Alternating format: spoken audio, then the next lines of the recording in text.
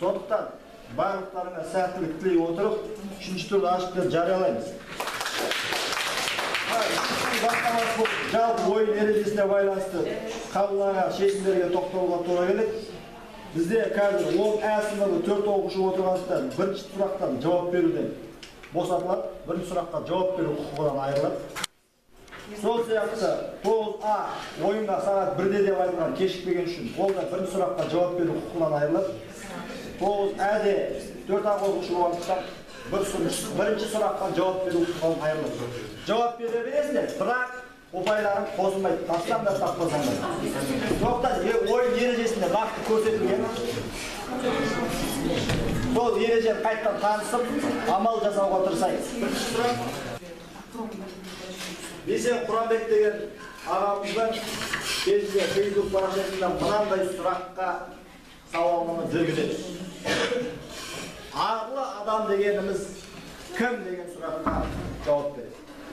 Осы сұрақтың жауап берген бірнеше жауаптарды ескере келе, арлы адам мынандай критерийлерге сай болу керек деп атап өтеді.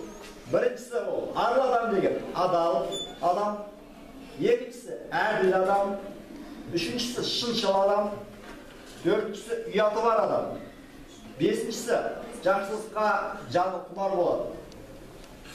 Одан кейін обал мен сауапты ойлайтын болады. Одан кейінгісі оның адамгершілік қасиеті жоғары болады. Ең соңғысы былай деген екен: жаны, ойы һәм мына нәрсесі таза кісі деген. Яғни жаны, ойы және мына нәрсесі таза кісі, несі таза кісі болуы мүмкін деген сұраққа жауап береміз. Басталды.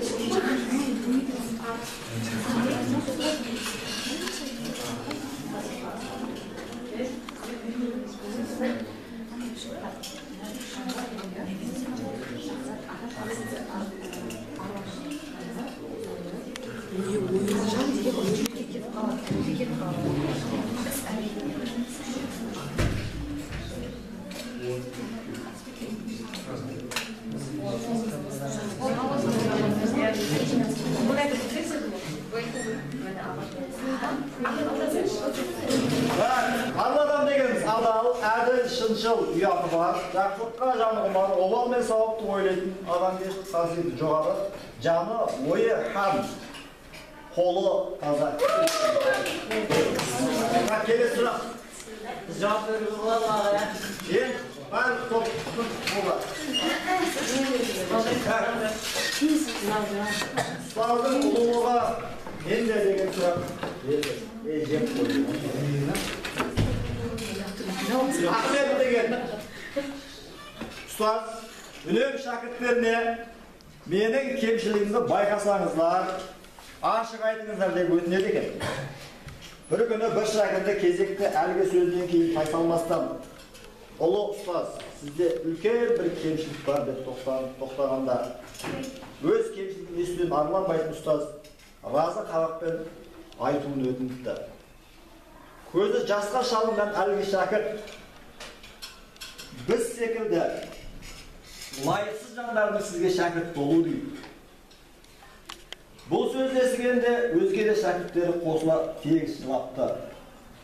Ахмет дәл сол кезде: мен сендердің мына нәрселерін ғанамын, мен бәрінен төмен пендемін деп қайталай берген екен деседі. Сол кезде Ахмет не депті? Мен сендердің мына нәрселерін ғанамын, яғни кімдерін ғанамын деген жауап берген. Ау? Кіммен? Зат есім. Зат есім. Сұрақ түсінікті болса қосылды.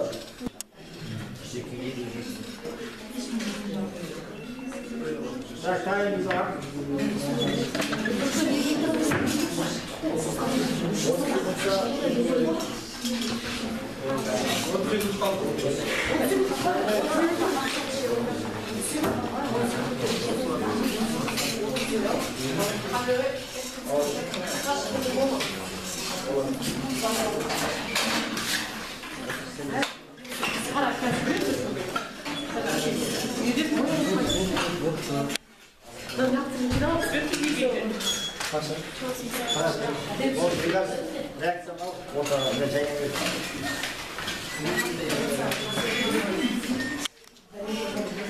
Sonda Ahmet Ustaz, men sizlerden var olğana hizmetçilerin kanalını Yedim, öpüş kabul cımcır, gereksiz yok, sonuçta cevaptır, yok diye sallayımız var.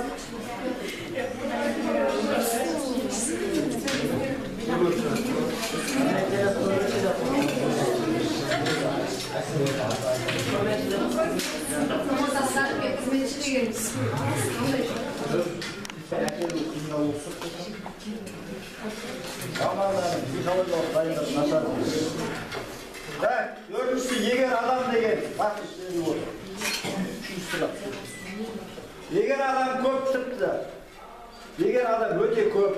Tıptı ahmak azadırgen küre verетін olsa, o özünün hiçbir жалғыз сезінетін болады. Егер адам көп ұйықтайтын болса, оның мұңы да көп болады. Егер адам тез-тез, бірақ аз сөйлесе, ол бір сырды жасырып жүр. Ал егер адам жылай алмаса, онда ол әлсіз болады. Егер адам шектен тыс көп тамақ жеп отыратын болса, онда ол өте алаңдаулы болады. Ал егер адам не болса соған ашуланса, оған мына нәрсе қажет. Ал егер адам кез келген нәрсеге жүрегі босап жылай беретін болса, ол өте мейірімді деп айтқан екен. Егер адам не болса соған ашуланса, оған мына нәрсе қажет дейді. Не нәрсе қажет? Не қажет болып тұр оған?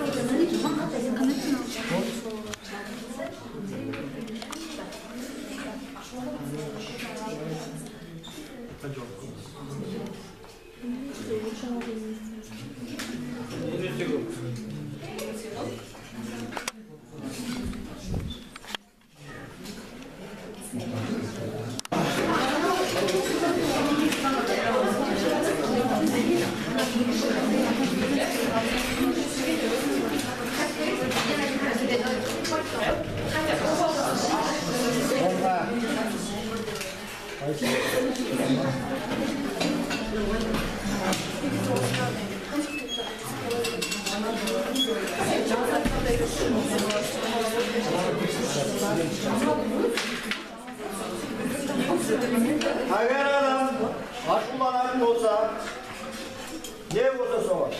Onun kadar nasıl gereğen? Onun değerli olmaz. Agar adam aşulansa, oğan bir gana narsa gerek. O mahabat.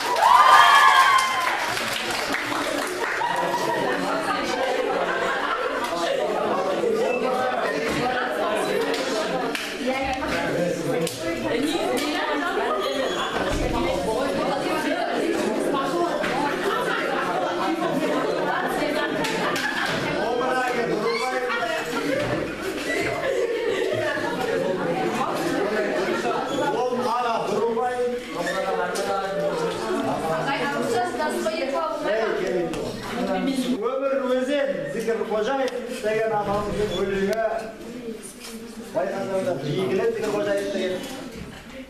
Сондықтан бүгін тағы келді. Тыңдаймын оны. Жігеріңді жүзгенмен желкелетіп, өмір өзен қоймайды еркелетіп, қуанышқа кей сәтте бөлейді де, кей сәтте тастайды діңкелетіп, өмір өзен ағады тоқтамастан, тамшыларын көрмейсің, артқа қашқан, бауырында жұмыр жаялықтай, төбесінде көгілдір асқақ аспан, тірі жансың, бірін қыз, бірін жігіт, көп нәрсені көресің жүзіп жүріп, жағасына қазыққа байлағанмен толқындары кетеді жібіңді үзіп. Өмір өзен білінбей тасығаны, көгіктері жан жаққа шашылады, кей сәттері қалқып су бетінде, кей сәттері тереңге батырады.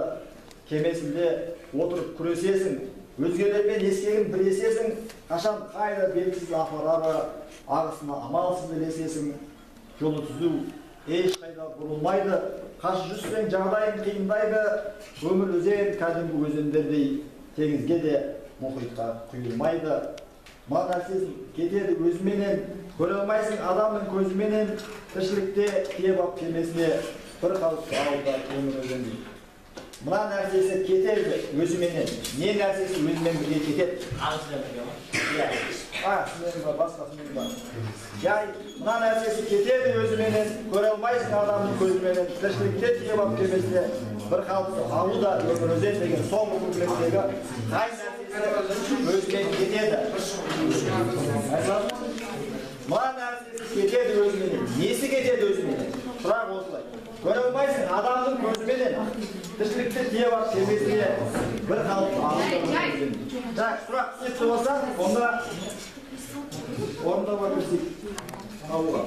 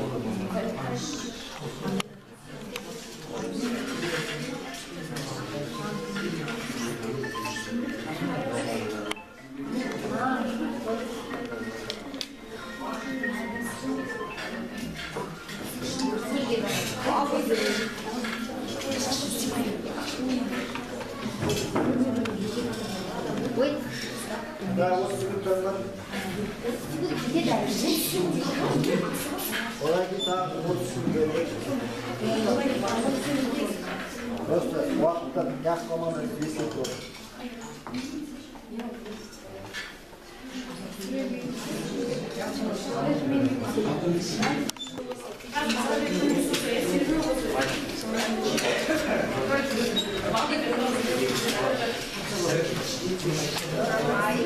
Dördüncü sıra kimge niye alıp geçti? Деген сұрақ бойынша тоқтайды. Соңғы екінші күнден бастайық. Жолы түзу ешқайда бұрылмайды, қашы жүрсең жағдайың қиындайды. Өмір өзен кәдімгі өзендер теңізге де мұхитқа құйылмайды. Құпиясы кетеді өзіменен, көре алмайсың адамның өзіменен.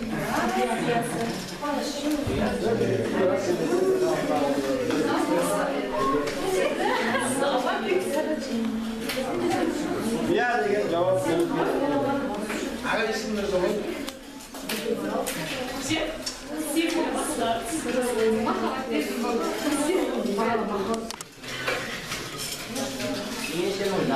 Жеңешең жағдайы қандай екен? Бір күні бір әйелден жеңеше халіңіз қалай деп сұрап едім дейді. Тоқтай қал, тоқтамай сөйледі дейсің. Халімнің қалай екенін өзінде білмеймін айналайын. Таң атпай тауықпен оянам, ас үйде тиындай зырғалам. Автобусқа маймылдай жармасын мініп, консервінің балығындай сығылсып жұмысқа жетем. Кешке дейін мысықтай мияулап, иттей үріп жұмыста бітеді. шыға салысымен дүкенге соғып заттарға мойнымды жирафша созып, азық-түлікті акуладай жұлып аламын, құмырсқадай тасимын. Үйге келіп, өгіздей жұмыс істеп, сүрініп, сілеусіндей төсекке барып құлаймын. Тура сол кезде күйеуім, «Ей, мына бәлеге ұқсамай ар жат жей» дейді. Неге ұқсамай ар жат жей дейді? Деген сұрақ берді.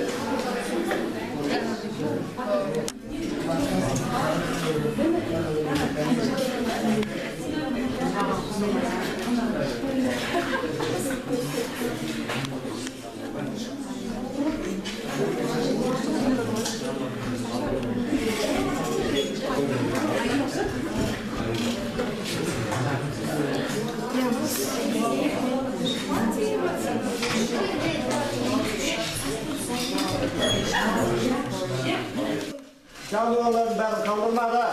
Соңында күйеуім, «Ей, сиырға ұқсамай ар жат».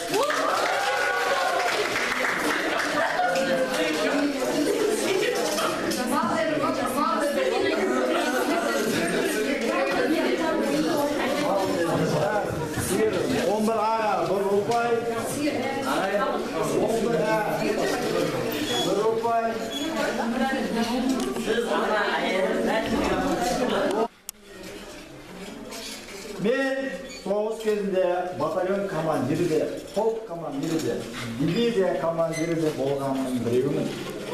Бірақ та үлкен дәрежеме қарамастан ол кезде жас едім. Солдаттармен қатар жүрген командирдің бірі болдым. Әр уақытта алдыңғы шепте жүргендердің біреуі болатын. Немістер бізді Крюковадан қуып шықты. Есімді жинап, алғаннан кейін күш жинап тағы қарсы алуға шалды. Алдыңғы шептің қатарында жүгіріп бара жатып, немістердің бірнеше миллиметрлері бізді атқылай бастады. Сол бір шақта минаның жаңғасы алдына кетіп бара жатқан әскердің қолына тиіп, білезіңін жұлып кетті де, оның қолы екі-ақ теріге ілініп қалыпты. Менің көзімше жаңағы әскер теріге ілініп тұрған қолын жұлып алып қарға лақтырып жіберді. Соны көрген мен есімнен талып қала бердім. Атамның көріп тоқи деп мылтығын оқтап алып, сермеп атып алға тұра жүгірді. Сол тұзағы бойынша ауыр жараланғаннан кейін шетке шығып тұрып қалу керек еді. Бірақ өтпеді. Ол қайта ызаланып өршеленіп алға жүгіріп барады. Мен тағы таң қалдым. Оны қуып жеттім. Түріне қарасам әлгі жауынгер баяғы старшина Тоқтағұлов сатып алды екен.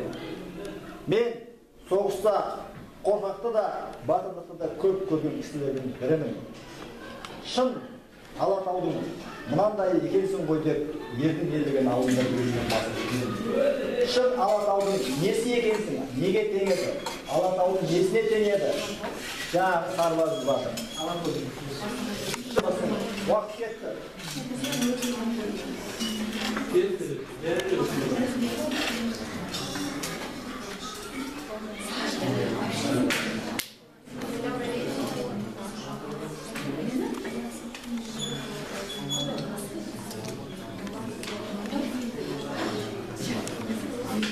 Бұлай деген екен. Шын Алатаудың сұңғар екенсің ғой батырым. Үркіті болмай ма?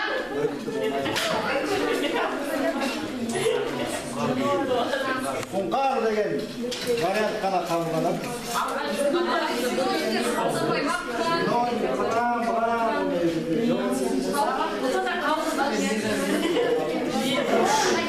Төрт ұпай жинап, жалпы ұпайлардан 15-ке жеткізді. 11А. 11А бүгінгі турда 2 ұпай жинап, жалпы ұпайлардан 10-ға жеткізді. Әсі. 11Асы бүгін 3 ұпай жинап, жалпы ұпай салып 7-ге жеткізді. 10А бүгін бір ғана ұпай жинап, жалпы ұпайлар санын 9-ға жеткізді. 10А 2 ұпай жинады, жалпы ұпай санын 9-ға жеткізді. 9А жалпы ұпай жинап, жалпы ұпай санын 5-ге жетті. Бірінші орынға 15 ұпаймен алға шығып кетті 11А.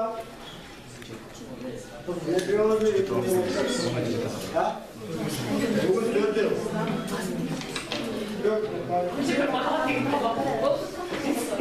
Osman Breynik ayaktaldı. Bak ne oldu? Moral oldu. Birinci oranda tezgah verik söylüyor.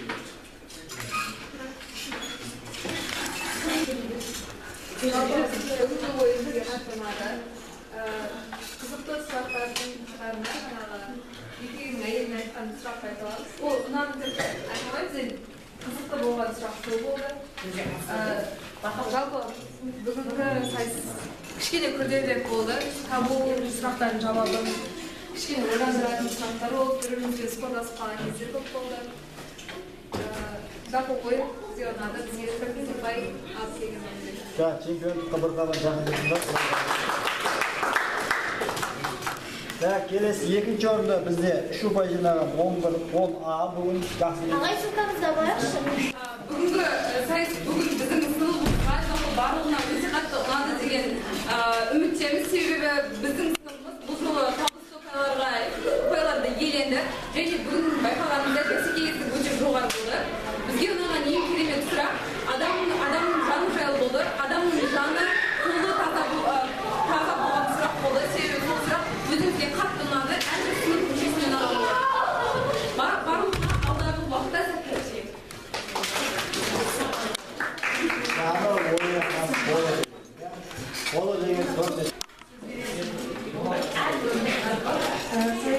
Құрметті оқушылар, бүгінгі ойын қатты қызу болды деп айта алмаймын, бірақ сұрақтар өте күшті құрастырылған.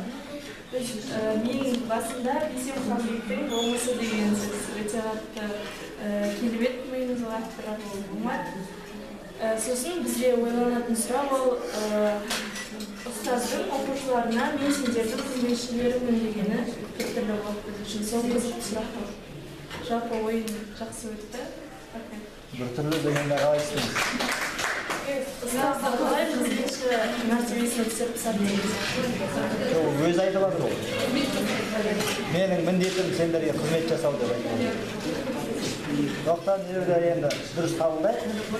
Сосын Зікір Қожаевтың өлеңі де деп адар өлең. Рахмет пікірлеріңізге. Құрметті оқушылар, бүгінгі келесі 4-ші турда Құдай қаласа сәуір айында бір ай болған